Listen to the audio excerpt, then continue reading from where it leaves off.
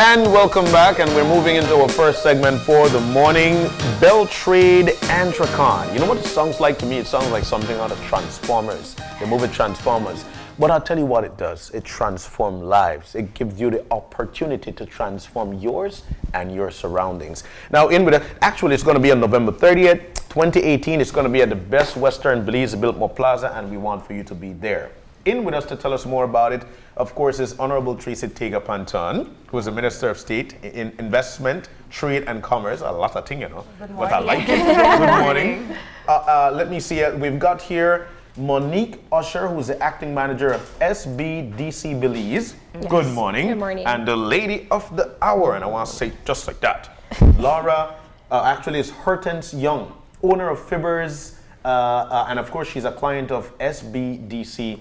It's so nice to have you in. Good morning and welcome. Good morning. Good morning. Good morning. Is it because of the weather or what is it? Because the feel that we get is that the conversation is definitely going to be great. EntreCon 2018. Let's start there.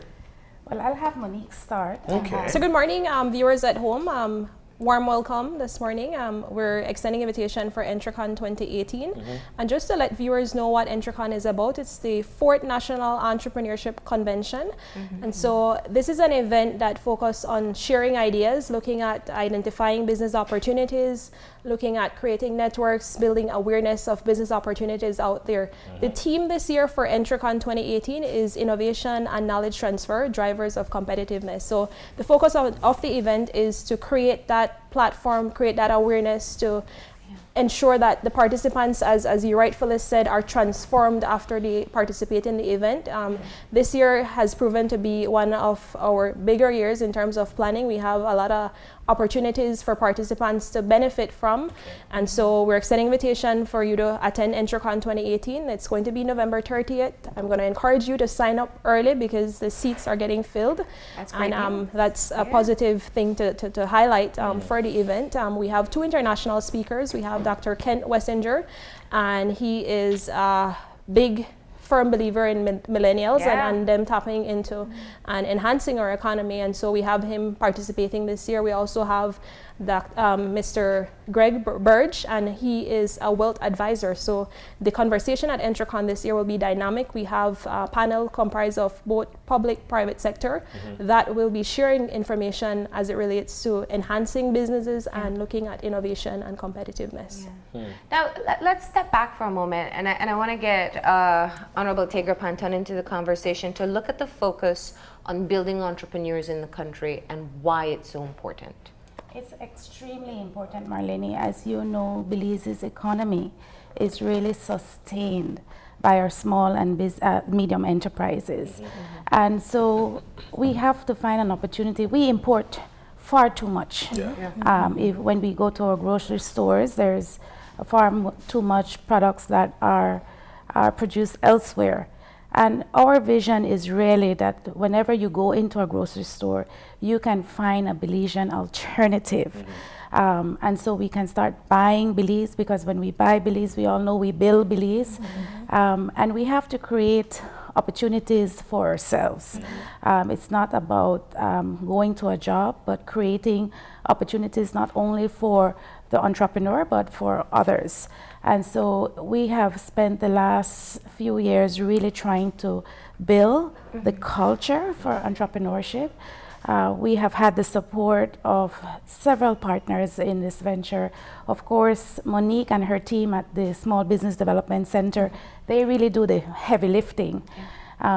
But there is the support of the academia, there is support of the financial institutions, and there's certainly the support of the ministry in terms of creating that environment, an enabling environment so that we can build the ecosystem, so to speak, for entrepreneurship. You know, How does one measure the success of the initiatives? I mean, do you look at the number of startups, or do you look at the success of the startups? I think we look at both. Really, the Small Business Development Center at BELTRAIDE is geared to do the hand-holding, to provide the skill sets, to put in the support infrastructure for small business startup. And so when you are a client of the Small Business Development Center, as Ms. Hortense is, you're always a client, right? Because even when your business idea gets off the ground, we are there to lend support as the business continues to grow. You know, helping to build networks, helping to look for export markets, that kind of thing. And so we look at the startups, but we also pay attention to how these businesses continue to grow and create the alternatives that we're looking for. You know, I want to jump in on here before I ask the question. That Belizeans should understand that first and foremost, the onus of the economy is actually on us as Belizeans. We listen to a lot of people saying, I don't eat local, or I prefer not to, I don't drink local, and I prefer not to, when in reality they don't know how much they're hurting your economy.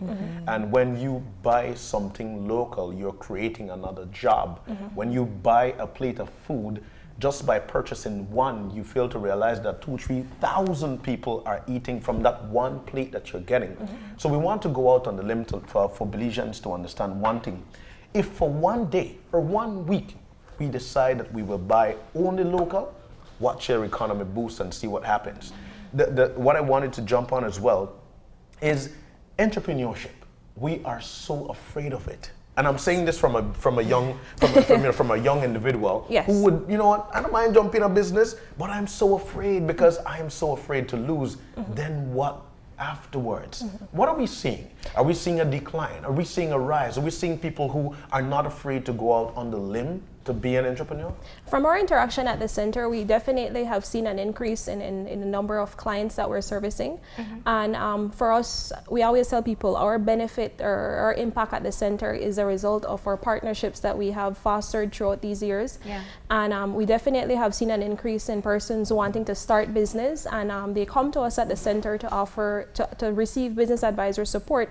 And we assist them through the startup phase. And for those who are already in existence, we look at what they're doing in business. We do a company assessment or a business idea evaluation, and we prepare them to venture into that business. And one of the things that we've been working on is also tapping into young minds. So this year we had our second National Entrepreneurship Roadshow, and it was targeted at high schoolers and also tertiary level students. So it's creating that entrepreneurial mindset at a young age to have them see it as a viable option, and to have them create and generate their own employment, and of course looking at hiring their classmates. So those are several initiatives that we have at the center, like Honorable Minister Tracy Panton mentioned. We do client growth assessment at the center, and that basically tracks interaction. So for someone like Ms. Hortense, who has been a client with us for quite some years now, for 3+ years, we looked at when she first came into the office, where her product was at, looking at the different areas we assisted her in product development and even boosting her confidence. And this month is a very busy month for us at the center. We also are launching a female entrepreneurship program, and we have Ms. Hortense here to share a little bit about her story, how she got started, and to also encourage women to sign up for this program that we're having. You know, and I think that's a great segue into inviting Hortense into the conversation, because one of the things I find fascinating is you were a business owner already. You had fibbers. But what prompted you to make a decision to move beyond the success that you had with the food shop to start to bottle and create your own and market your own sauces? Well, I've started out 14 years ago. Wow. Because the sauce was there before the fast food shop. Ah. So I am the owner of the Fibbers Fast Food and Fibbers Food. Okay. And years ago, I thought that I needed to start to do some extras on weekends. And I started off with 1 bag of wings. And a couple of months it led me to a crate, and I decided, you know what, these wings need a sauce. So I started experimenting on the sauce, which was the original at the time. And so years in owning the fast food shop, I introduced the sauce, and it started to complement the chicken as well. So over the years, people has been asking for it, and that is when I said, you know what, let me take a leap of faith and see how it will do on the market. Yeah. Now, and that's what I want to tap into, that moment where you say, okay, everybody's been asking for years and years. It's your secret sauce. I mean, everybody who knows Fibbers, we know you for your sauce. And making that leap of faith is it's a big challenge for many people. They have an idea and they keep on pushing it away, pushing it away. What was the final point or final thing to happen for you to say, now is the time and I'm going to go for it? I could remember I just told myself that, you know what, this was the time that I was going to put it on the market and to see where it was going.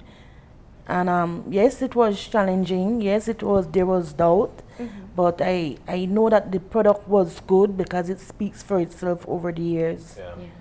You know, I want to know, because I'm just listening to it, and I've got to say, I'm so proud of you for actually stepping out on the limb, not just being complacent with just the wings, stepping out here with even, how much we have there? 8 sauces.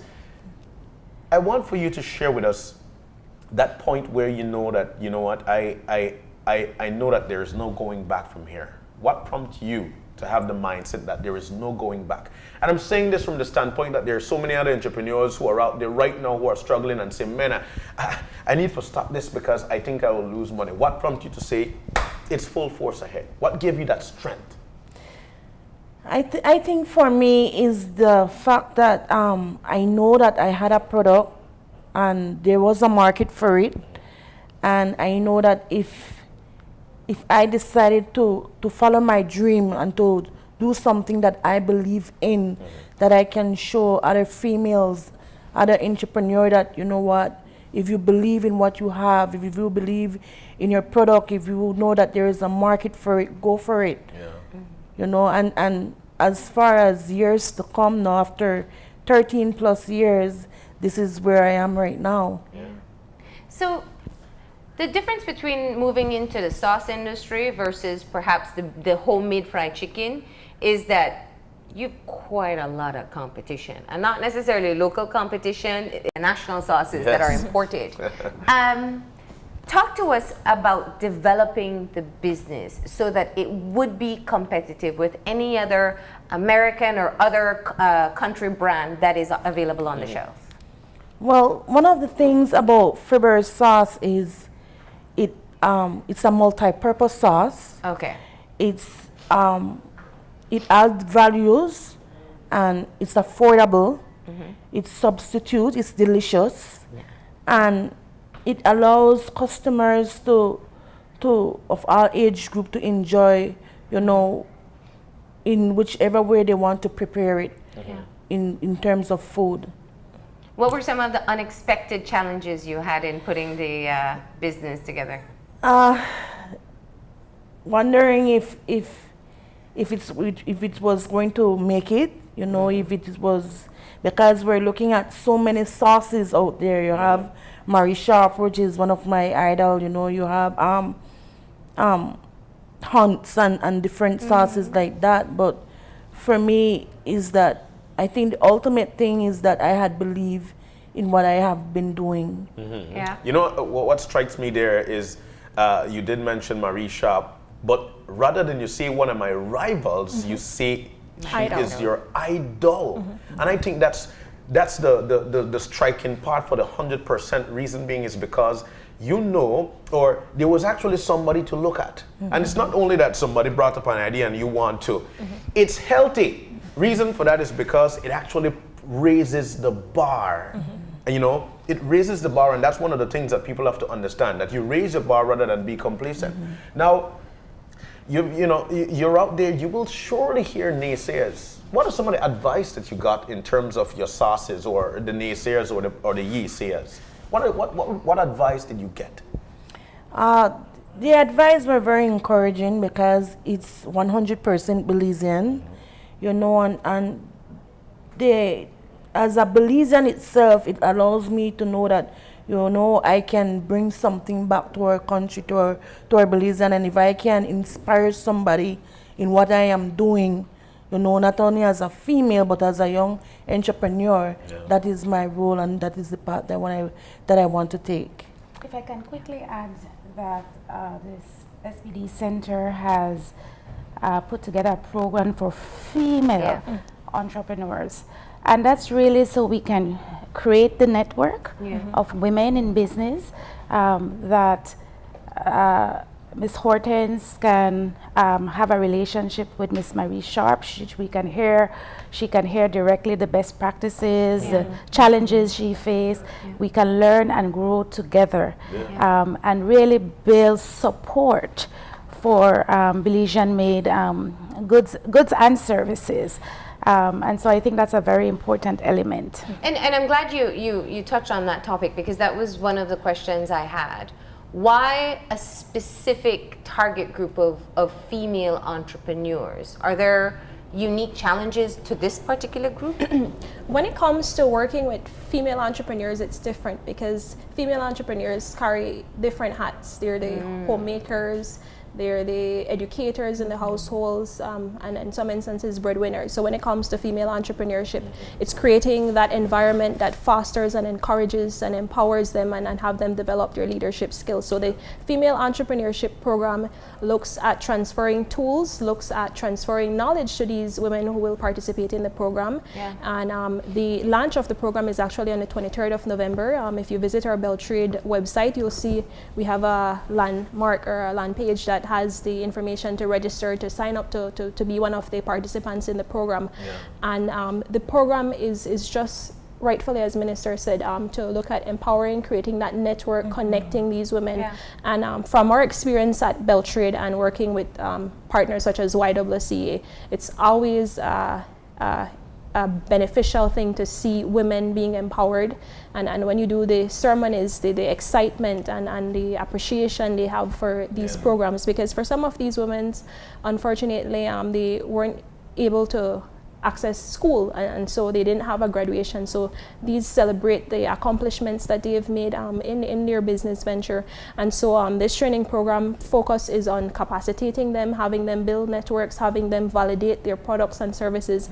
And that is something that we assisted Ms. Hortense in doing. And now she's a successful client of SBDC. She's in 88 stores countrywide. So that just speaks volumes in terms of her putting her product out there and us building her competencies and building and boosting her self-esteem to promote her product and promote her business. And so this is for aspiring entrepreneurs right up to established businesses, or you're looking for a particular target group? We're looking at an accelerator program, so we're looking at persons who are in business 18 months or more, and so it's essentially to accelerate them, take them to the next step.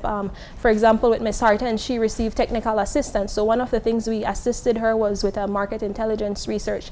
And I know the next big thing for Ms. Harton is to look at export markets, and so we're working closely with our sister unit Export Belize to have her look at opportunities that go beyond Belize, because at the end of the day, that's also one of her objectives, to take her product international and to have it be a product that's competitive against Hunts and Craft, and a product that does well in the Belizean market and also in the international market. Now, one of the challenges that we often hear from entrepreneurs, and especially female entrepreneurs, interestingly, is the overall environment, accessing financial assistance.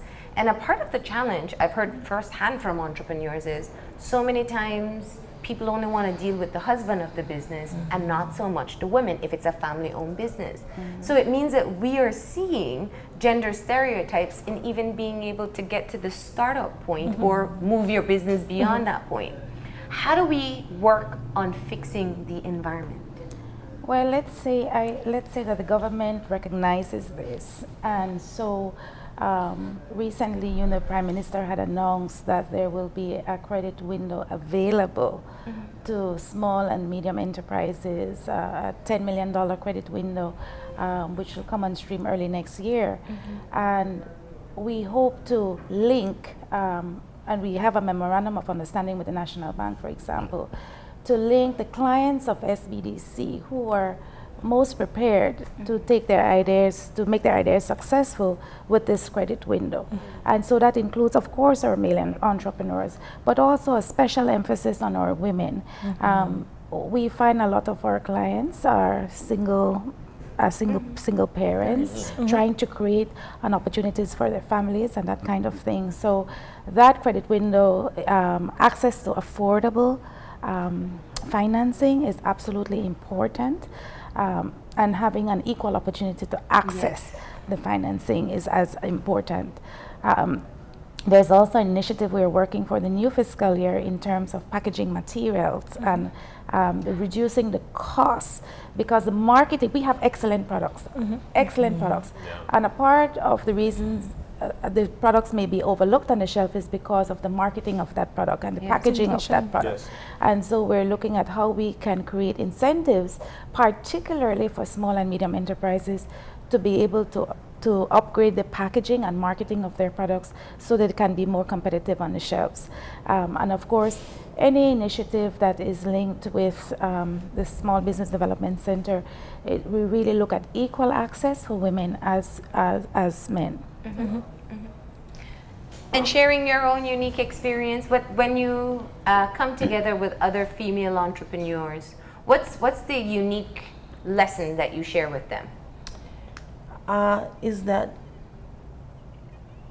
I believe in my product, you know, and I know that the lesson that we always find in common, that we love whatever we're doing, you know, and whatever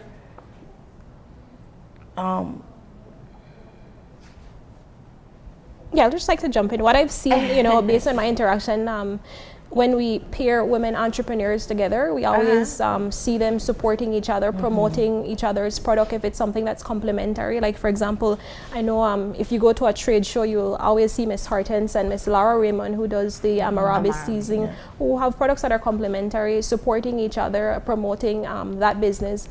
And so for Miss Hortense, one of the areas we've assisted her is actually developing her public speaking skills. And so when you come to us at the center, yes, we provide the assistance with the business development, but we're also looking at Ms. Hortense as the individual and how do we boost and her capacity. So it's different areas that we touch on.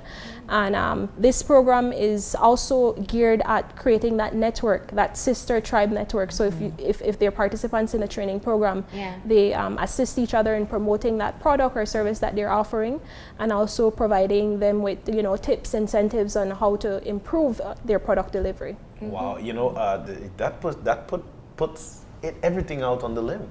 It's not only about getting that help financially, but it's actually building your mind to see other things and, you know, how to reckon other things. This is excellent. Now, you know, and I want to get back to EntreCon as to what is the event like. And I'm asking the question because people want to know, you know, especially so we could boost that, you know, so people can get to the spot. What is EntreCon like? What do we do when we get there? EntreCon is essentially what I like to say as a fourfold activity.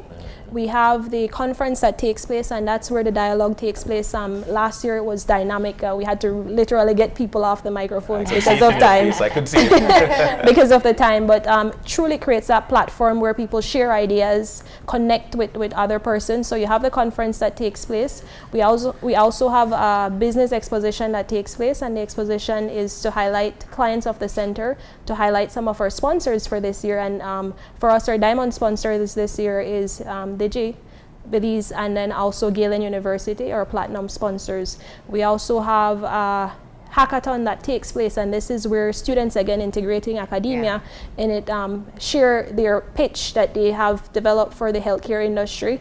And on the day of EntreCon, we make the announcement of the winning teams, first, second, and third place.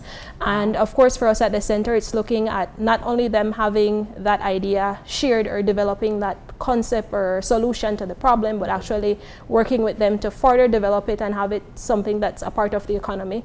And also at the end, the fourth activity we have is a business mixer. So maybe you met someone at the event, you heard them speak, you want to connect with that person. It provides a perfect opportunity for you to connect with persons at the event, other like-minded individuals like yourself.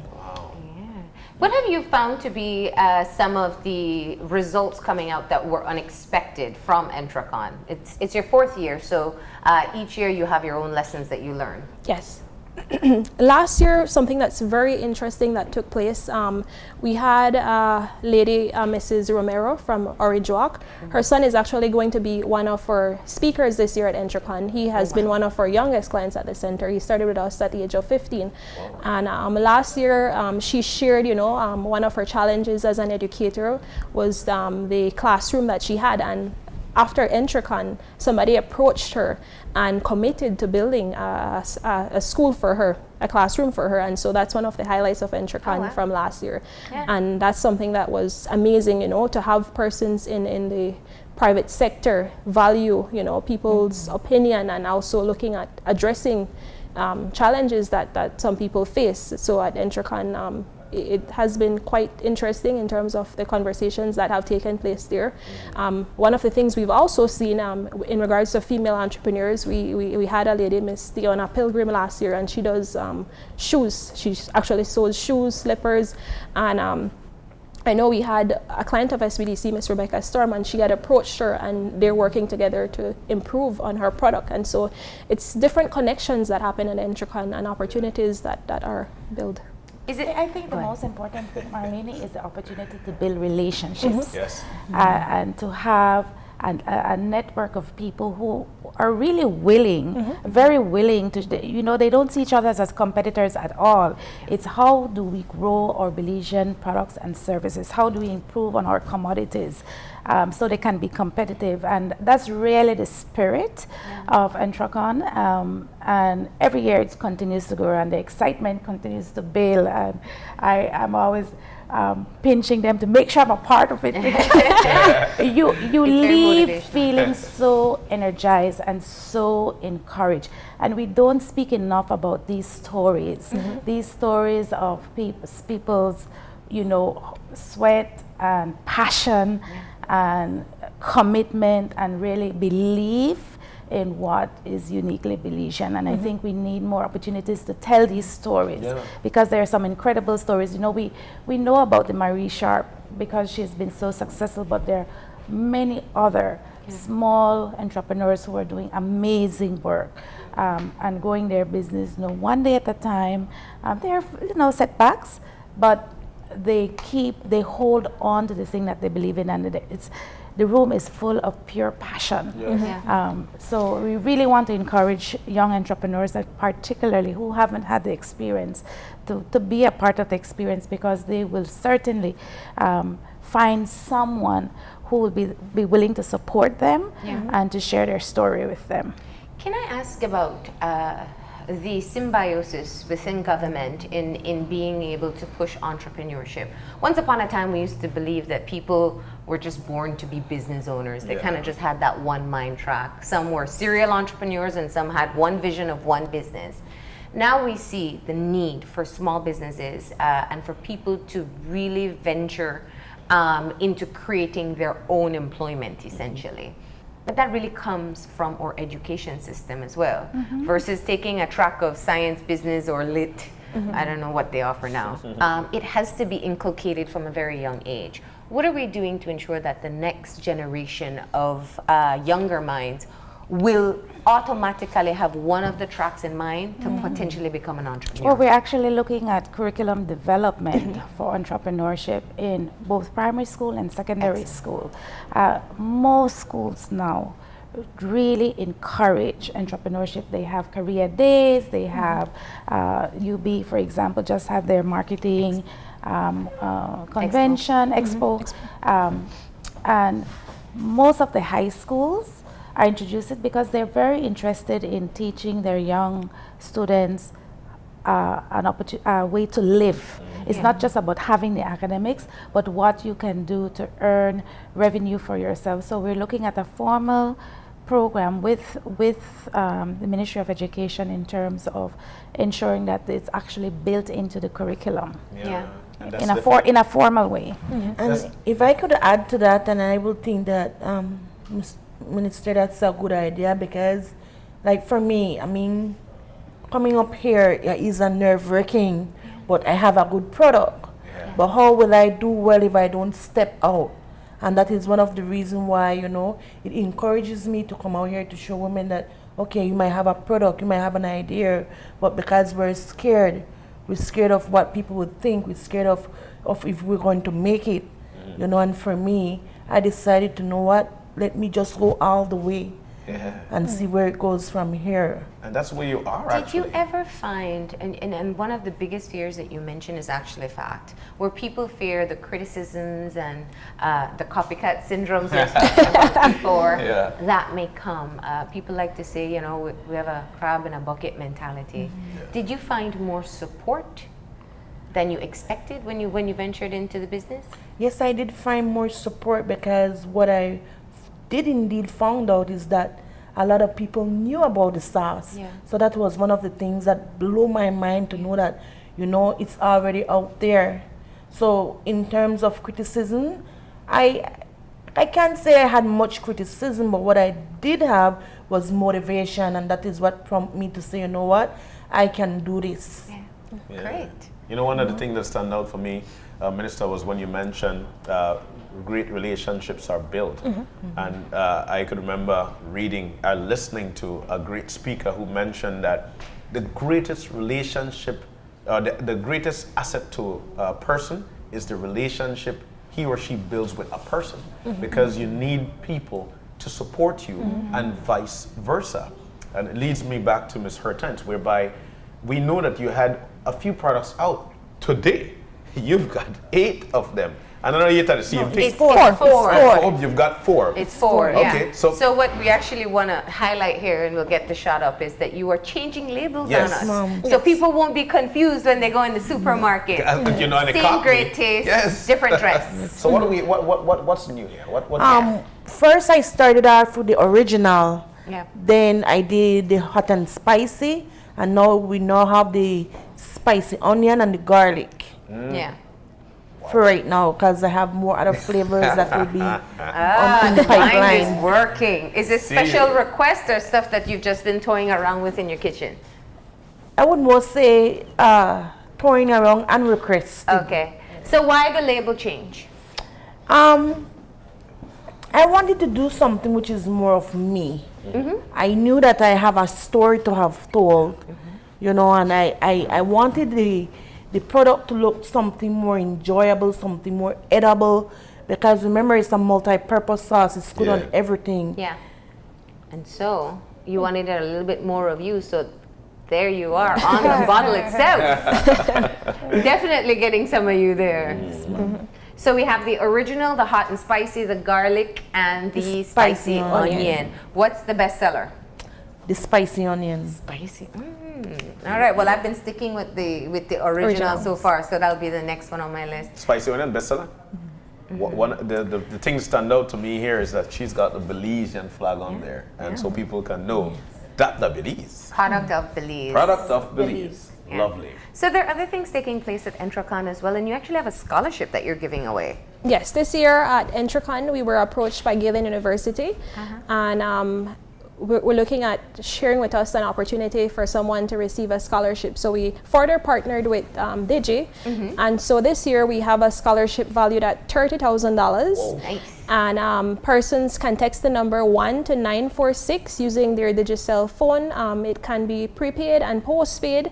The entry is up until November 30th, 2018, and we close at 2 p.m. So if you're at EntreCon, the excitement will be in the room, so you could still continue texting until 2 o'clock. And of course, this is matching with and fitting with the theme this year, innovation and knowledge transfer, drivers of competitiveness. So at the end of the day, someone will walk away with a scholarship, and of course that person will be receiving support from Galen University in regard to their admission. So we're encouraging you to visit www.belizentrecon.com to get more information as it relates to the scholarship. And you can vote you can enter more than once, or it's a one-time only entry? You can enter more than once, and your 5 entries, if you enter Marlene, your 5 entries will be recorded. So you don't have any worries there. No, imagine that. For just $1, you could actually win a $30,000 scholarship. And this can be for a bachelor's program at Galen University or a master's program. So the opportunities is limitless. So let's get the details. As you said, the spaces are filling up quickly for EntreCon. How do people register, and what does it cost? You register at the same website, www.belizeentrecon.com. You provide us with your t-shirt size, because on the day of EntreCon, we all sport the EntreCon t-shirt as an ecosystem. The event is $50. It provides you access to the conference. It provides you access to an exposition, the hackathon, and the business mixer, inclusive of the t-shirt also. And you also receive a package that has promotional items from the day. And of course, you know, the connection that you make is something that you walk away, and like you rightfully mentioned in the introduction, you're transformed after EntreCon. So we're extending invitation. You can call us at telephone number 223-3195. You can visit any of our BELTRAIDE office to make payments for EntreCon. I'm encouraging you, if you're out there listening, sign up in the next minute or so, because the seats are definitely filling up this year. There's limited spacing. Limited spaces. Don't think you can walk in on the day itself. There's also the women's conference. Yes. That is coming up when?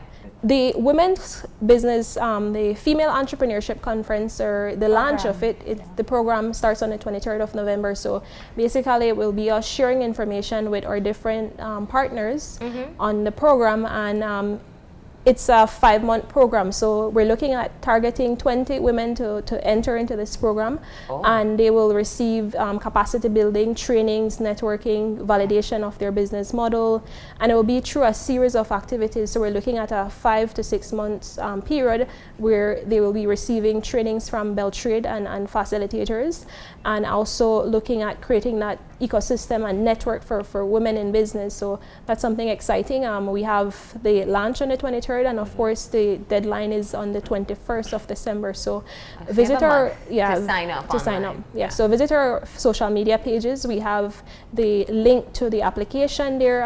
If you have any questions, queries, feel free to give us a call, and we'd gladly answer your questions and queries. And lastly, Minister, as we close, what are you most optimistic about in terms of looking at the growing entrepreneurship spirit and small businesses that have been popping up? I think not only creating new products for Belize, but looking at where our products can go regionally. I mean, we're part of CARICOM, and there's tremendous opportunity in CARICOM. I just came back from a trade meeting yesterday.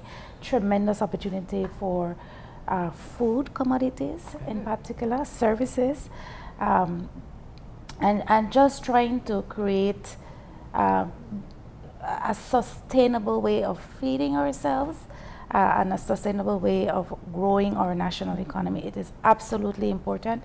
We cannot do it without our entrepreneurs at all levels.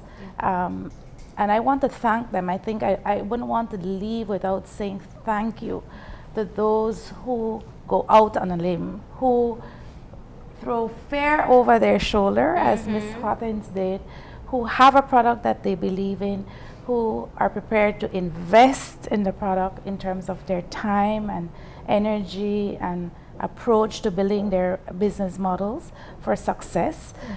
We have seen so much of that happening. And to thank all those who support the ecosystem.